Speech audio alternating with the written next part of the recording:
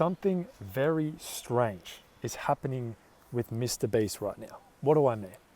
Well, allow me to explain. So about a week ago, I was sitting on my couch scrolling through MrBeast's catalog, and I noticed that recently, say the last 6 months, his videos haven't been performing as well. When you compare it to the past year, even 2 years, it's been a pretty significant drop in views. Now, yes, granted, a drop in views for MrBeast is still 80 million, 100 million, 200 million views. But I still think that there's something to this, because I myself have been a massive MrBeast fan, admirer, huge admirer and respect for what he's done. And I've watched his videos for ages. But recently I've noticed myself that I just click off his videos really quickly. And sometimes I don't even bother clicking on them anymore. So then I got this idea in my head. I was like, why is this happening?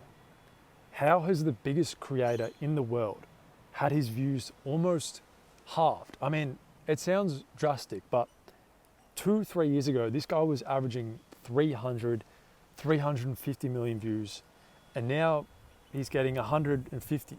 So I had a deep think, and I think I've come up with 3 reasons why MrBeast has taken a slight decline. Once again, this is no hate, this is just something I thought was interesting. And I actually think the last point is a bit of a reflection of where the creator economy is at as a whole right now. So I'd actually be interested to get your guys' view on this as well.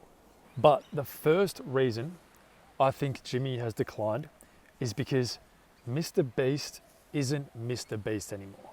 What do I mean by that? Well, to me, it just doesn't feel like MrBeast is actually a YouTuber anymore in the traditional sense. It feels like he's more of a CEO, Feastables. He's more of a business guy who just sort of has a YouTube channel.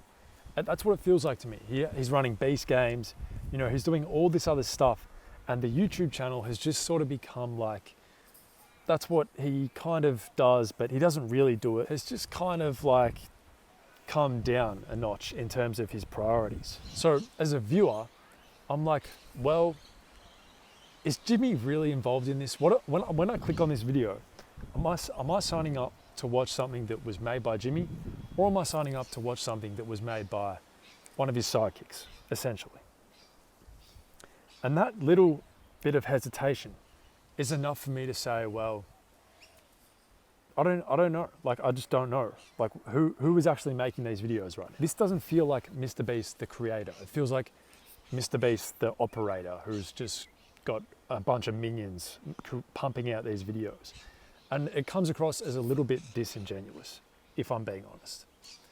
Now, the second reason why I think Jimmy's videos have tanked slightly is a little more obvious, and it's just that there's only so many times you can wow someone before the wow starts to wear off. It's like that. It's like dopamine is, you can only get the same high so many times before that high starts becoming the new norm. You know what I'm saying? And as absurd as MrBeast videos are, trying to take it to a new level every time is like, it's just such a hard thing to do. And I don't think that's the biggest reason. I think the next reason is the biggest one, the last one.